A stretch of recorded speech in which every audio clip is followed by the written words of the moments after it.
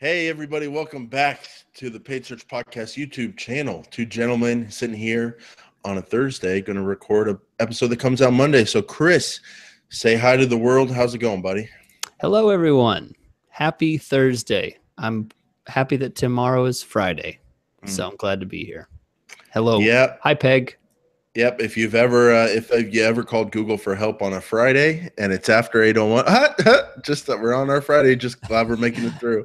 They take a lot of days off. Like any day the government takes off, Google takes off, and some extras, I think, too. It'd be a good job, Chris. You know what? Honestly, if this freelancing thing doesn't work out, man, we should move to Michigan and get that job because we do a good job. Give us a call. Give us a call. We want an office together.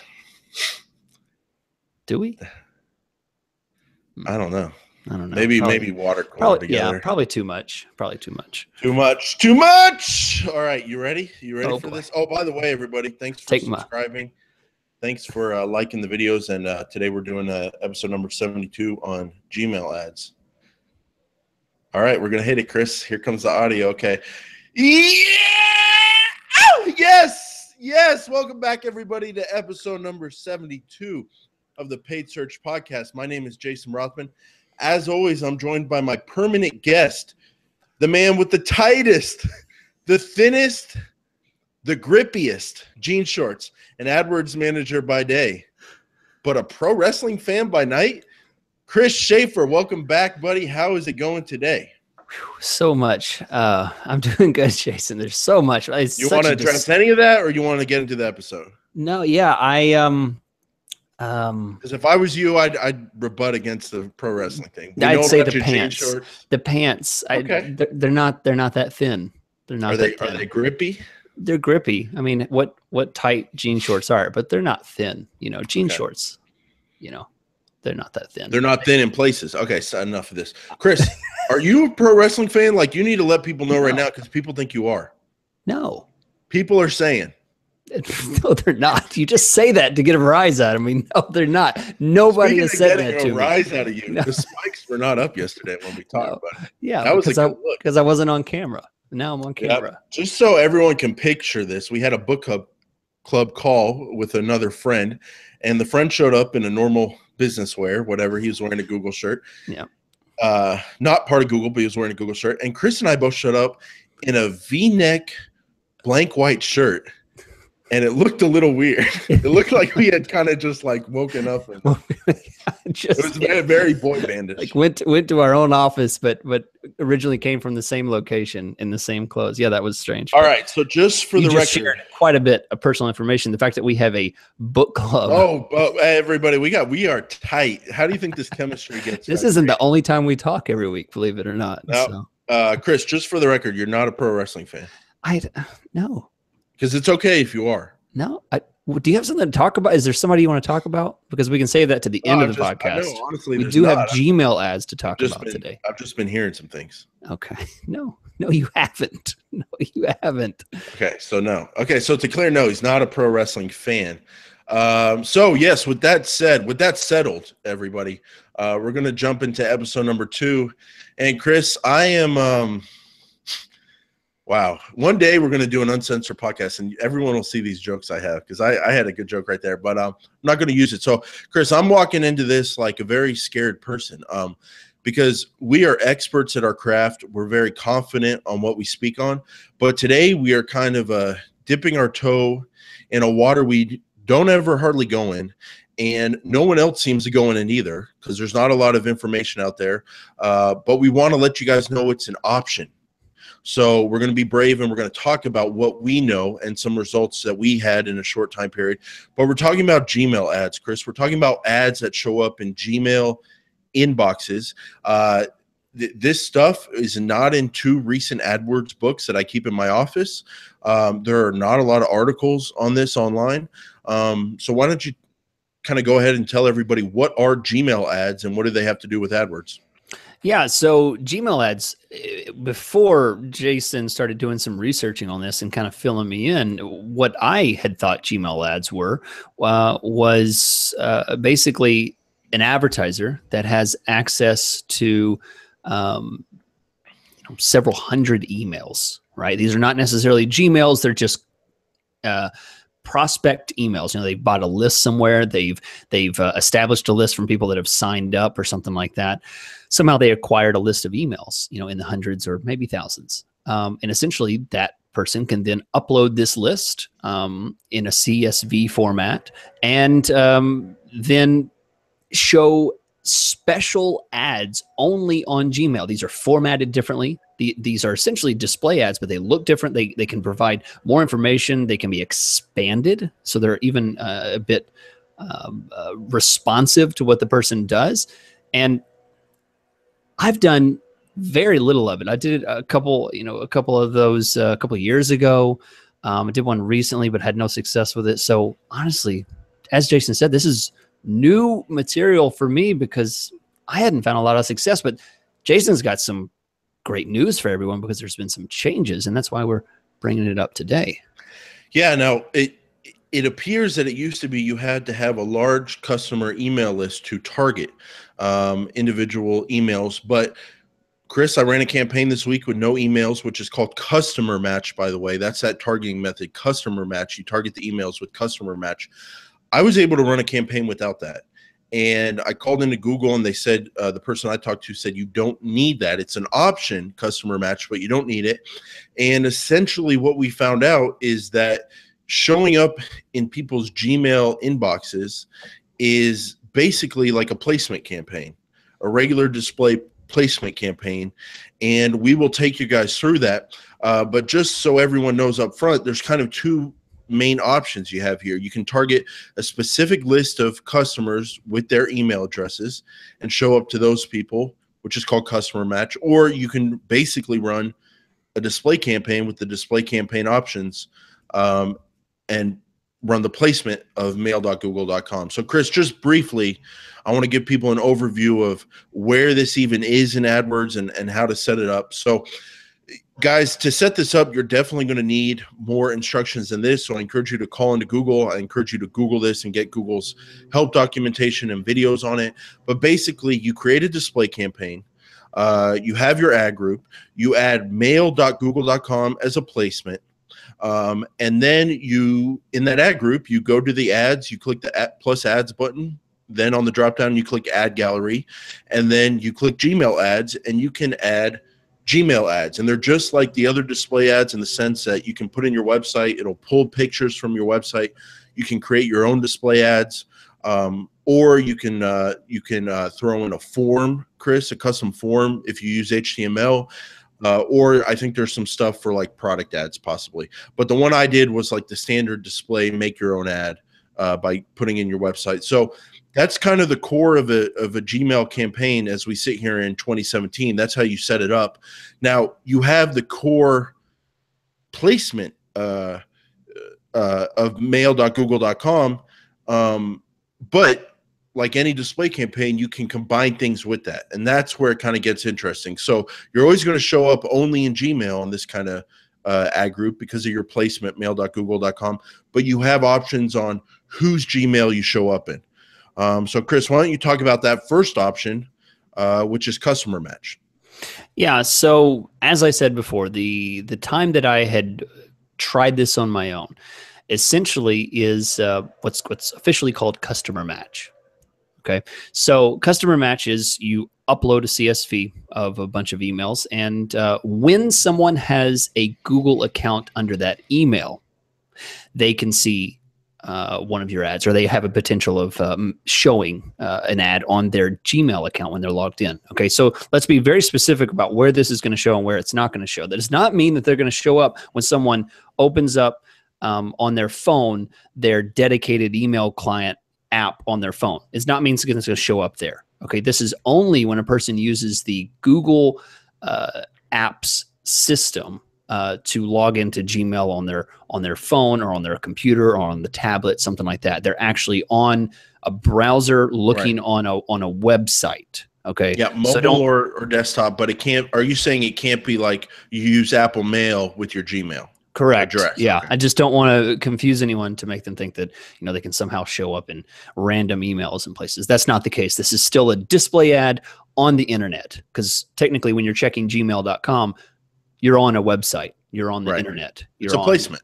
Yeah, it's a placement ad. So the idea is that if you have, let's say you have 500 emails and only 100 of those actually have been registered under Google accounts. Okay, that person signed up for YouTube. That person has signed up for Google Docs. That person has signed up for Gmail to manage their email system. So whatever they've done, they've signed up for a Google account with that email.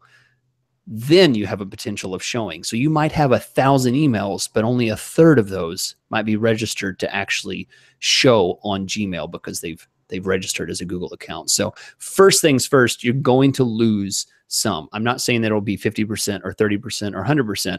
It's just based on what type of, how many of those emails have been registered, but that's the case.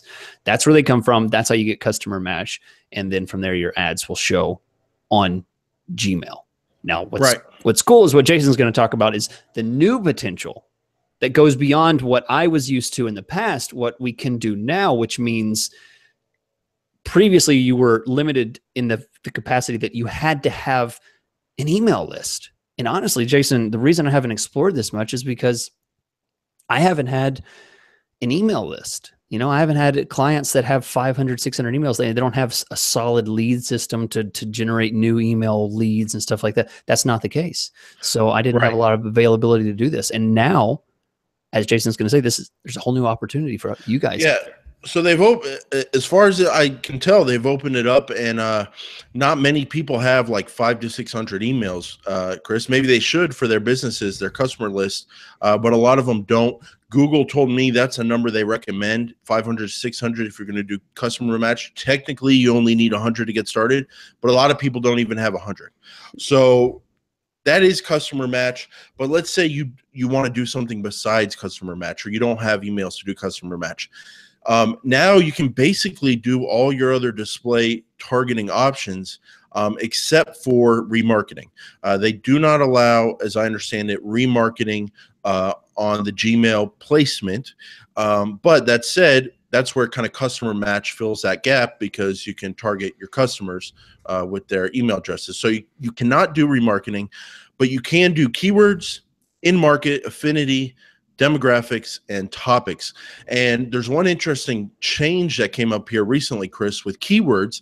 A lot of the articles online make it sound like the keywords that you put in there, Google's going to find Gmail addresses that are using those keywords in their emails. And basically, Google's going to be scanning emails. You can just tell how that makes you feel. It's a little bit creepy. Yeah. And apparently, they're no longer doing this. There's a New York Times article from June 23rd. Google will no longer scan Gmail for ad targeting. And I talked to someone at Google yesterday, and they said basically they're getting away from keywords, meaning keywords in the emails, to keywords meaning maybe they're keywords someone has searched for recently. Maybe they're the kind of websites someone has been on recently. So keywords are becoming more of a contextual kind of Facebook audience kind of thing, for lack of a better term. Yeah. So you have your keywords. So Chris, if I put in keywords, yesterday I made a campaign and I put in keywords like pay-per-click marketing, AdWords, Google AdWords, and the audience that saw that in their Gmail, it doesn't really mean that they have those keywords in their emails. Rather, it means maybe they've been searching for terms like AdWords management services, or maybe they've been searching terms like AdWords help, or maybe they've been on searchengineland.com recently, something like that. So that's keywords. And all the other ones, Chris, are things, in market, someone's in the market for something. Affinity, that person's into something, like they have fast food enthusiast. Demographics, age, gender, is a parent, not a parent. So what you're telling me is that, a Gmail ad is no longer just an email list. I can essentially just create several different Gmail ads and then just put keywords in for, as you always like to say, movers, local mover company, stuff like that, and show to people that I don't have their email address for, and show Gmail ads to those people without any email information, just based on keyword affinity, in market, any other type of matching that I want to do. That's what I did, and that's the guidance I got from Google. You combine the placement of mail.google.com, which means you're only going to show in Gmail, and then you combine that with either an in-market audience or with keywords or with both, or affinity audience or a topic, and you're going to show it to people who are in that kind of audience in their inbox. This is, I mean, so essentially, I mean, to kind of boil this down about why this matters, why this is important, why would we talk about this? The point is, there's no hindrance anymore for people to try Gmail ads. You know, Jason and I mean, if you listen to the podcast, we're not huge fans of display ads. I mean, if you're going to do a display campaign and a search campaign, we believe that for lead generation purposes, right, the majority of your spend should go to search, right? I mean, that's where you're going to get your best quality controllable traffic is from search. So the fact is, you have a whole nother possibility of offering people an ad, an opportunity, a call to action in a place where they are much more focused, right? Their eyes are really going to be focused. They're not scanning a blog for cute kitten, pictures. They're focused on their email here. They're doing business, a place where they're going to go all the time. So there's a whole new potential of, some really, and Jason has some numbers to share about what he got, but that's what it boils down to me, is that there's new opportunity, no hindrances for people who don't have hundreds of emails or a list built up or anything. Yep. You can try this without, any barriers. And it is, I mean, I've only been thinking about it here for a week, Chris, and it is different. Running ads to people's email inboxes is different. Even though it's similar to a display, it's different. So, you can play around with it and have ads, like you can give a ton of free information about like a free guide to whatever industry you're in. And at the bottom say, hey, sign up for our newsletter, our email newsletter, to get more emails like this. So you can play around with it and try things like that. But yeah, I ran this week, Chris. I targeted a few different things. I was basically looking for people who are interested in AdWords, AdWords services. So I did Gmail plus keywords like AdWords agencies. I did Gmail in market for SEO and SEM services. And then I did Gmail in market for SEO and SEM services plus the keywords. So more and more layers of the targeting, right? And I assume, just for clarity purposes, what I would think you would have done is a little bit higher bids as the layers of targeting became more complex, right? Pretty much that's what I would do, but I only ran it for a few days here. Oh, okay. Okay. But that's ideally what would probably happen. Yeah, and it was weird, man. So first thing, let's talk about cost. So I was told that Google only charges you the first time someone opens your email ad. They open it just like a regular email, and the email subject line expands and you're in your email. So that's how they charge. They charge the first email, and they say I believe they do not charge you if someone clicks on your ad and goes to your website. It's just that first open of the email, the first one. And I ran it for about 3 days. My cost per click was 13 cents. So very, very similar to a display campaign. Sure. Now maybe if you're doing customer match and you know who those people are, and it's more valuable, the cost could go up and up, kind of like a remarketing campaign. Yeah. If you have emails and you know that those are all CFOs and those are decision makers for your, that could potentially purchase your product, I would definitely say those would be worth, maybe in the, $2 range, something like that for clicks, because those could really be some big leads for you. But yeah, for regular display, we're talking about at the cents level. Here's what was interesting on a device breakdown, talking click-through rates. Tablets was only 69 of my 2,700 impressions. So it's not that big of a sample size, but a 46% click-through rate. 46. Yeah. Mobile, 22%. Desktop, 8%. For computer, 8%. And now if you're thinking through this, Chris, I'm in one of my Gmails right here. I have my primary inbox, my social inbox, and my promotions inbox. My tabs, in Gmail. Not everyone has that set up. I have it set up on some of my emails. When I see a Gmail ad, I only see it in my promotions tab. And in order for me to open the ad, I'd have to click into my promotions tab, which I don't do usually. But some people do. So that's how I can see the computer click-through rate being lower, even though 8% is pretty strong.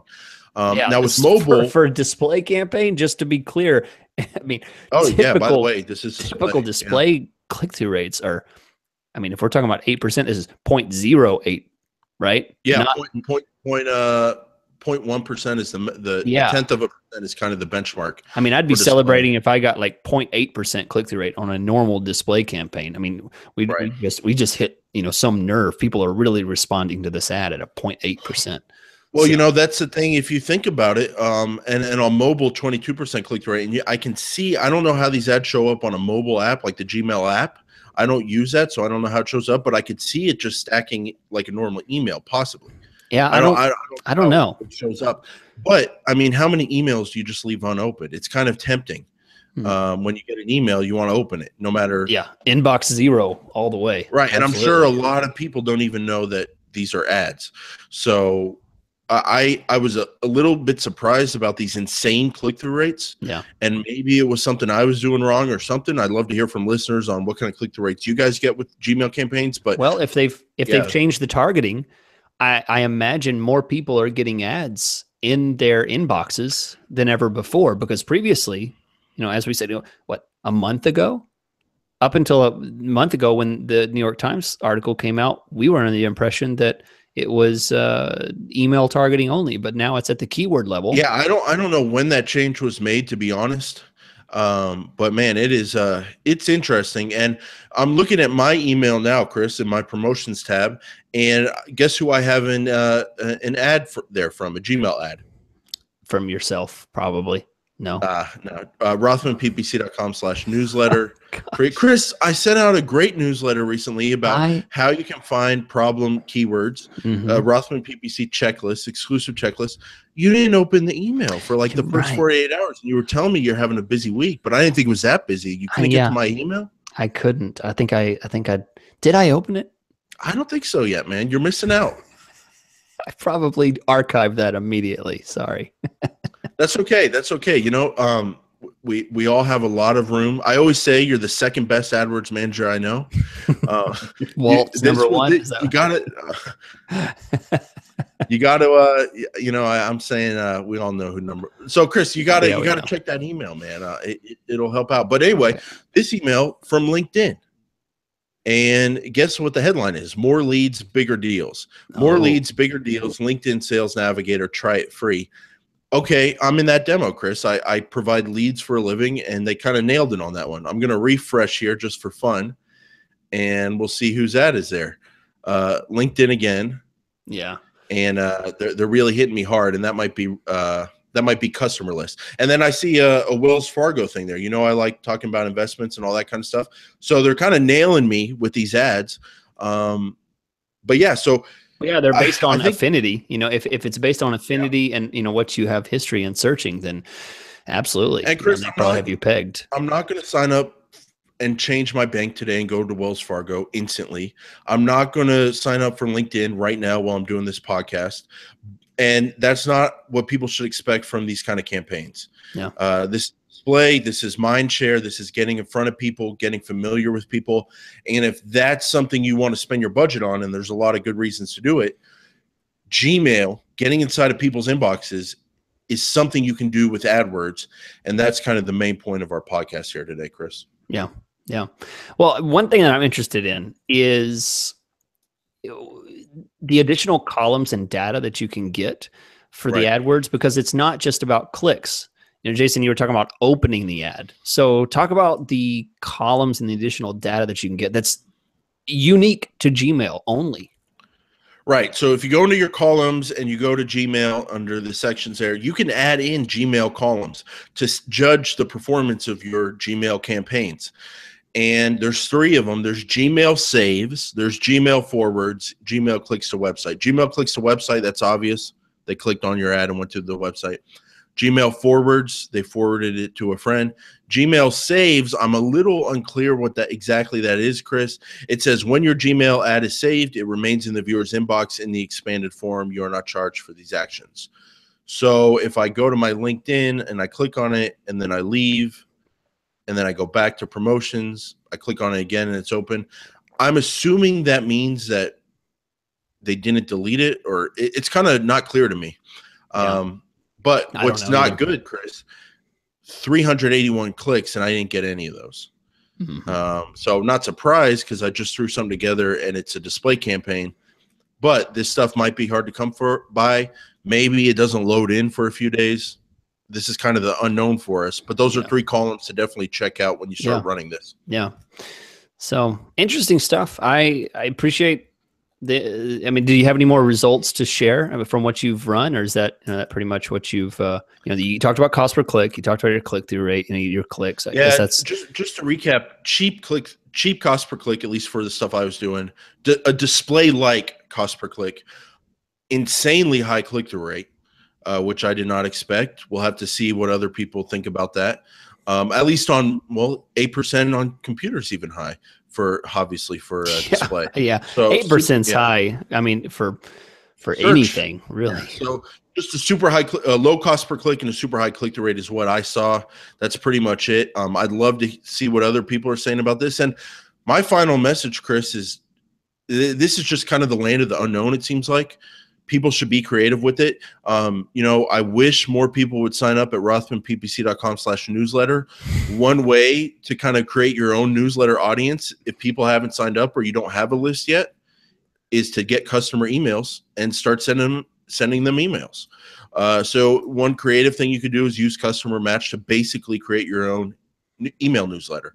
And the cost per click is super cheap. So if you're a big company, getting people to see you for 9 cents in their inbox and to think about you, that might be worth it. So, I mean, Chris, it's just kind of the land of the unknown, and it'd be fun to try this out for some clients and see where it goes. But that's what I experienced over the last couple of days. Yeah, I'm gonna try it out. I like the idea, especially with the lack of hurdles involved in getting something like this started. With just basically a display campaign on Gmail. It'd be interesting to try. So, well, Chris, it's funny you mentioned that because now that leads us into the iTunes review of the week. Oh, I am L. Darby Jr. You are.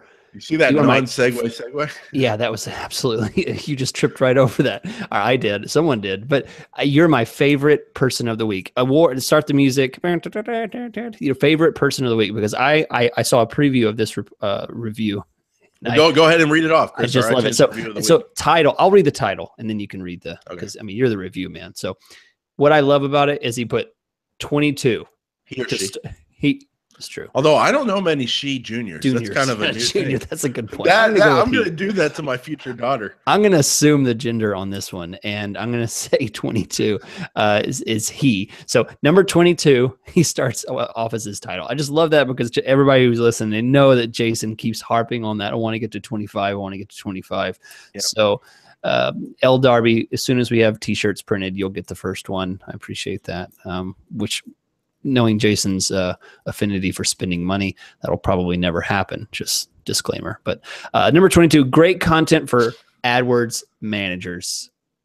5 stars. And L. Darby, we've given you a ton of tips on the show, and here's one more. If you're an AdWords manager, capitalize the W in AdWords, please. Oh, come on, we're trying.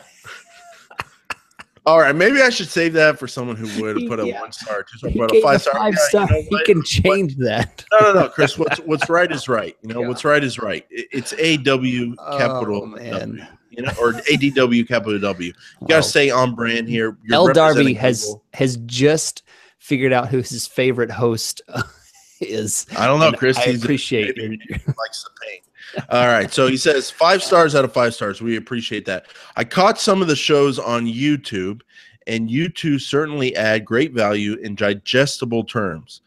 I manage several campaigns from home in different industries, and it's great to hear you two articulate what we do intuitively to make campaigns better. So L. Darby Jr., thank you very much for that review. That's what we're trying to do here, and I'm glad we nailed it in your eyes. Thank you. Thank you for the review. Appreciate the feedback. Always happy to help the company that's trying to do their own AdWords, and the managers out there and the agencies that want some tips from a couple of old Hey, pros. and by the way, Chris, with real content, like I don't like are you new to Google, and do you want great AdWords management services to connect with customers in your demographic?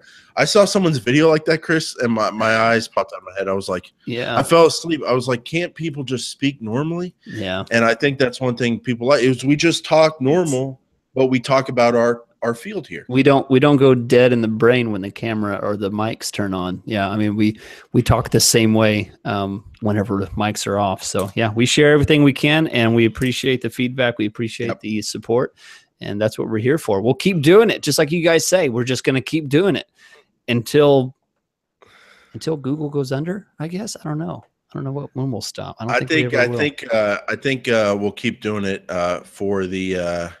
we'll keep doing it.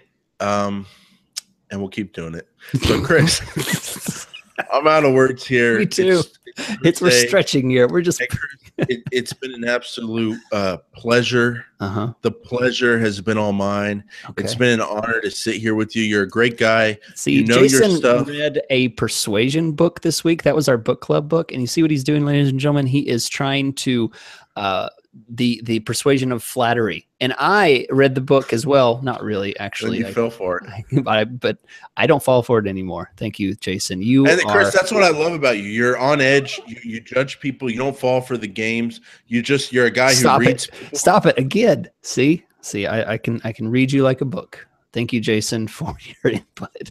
Jason, I also appreciate your input. Appreciate you being here. Appreciate the forethought into looking through the Gmail stuff and getting the information and providing all of us with this great information. And thank you guys for listening. And I'm going to end it today with that. We'll catch you guys next week.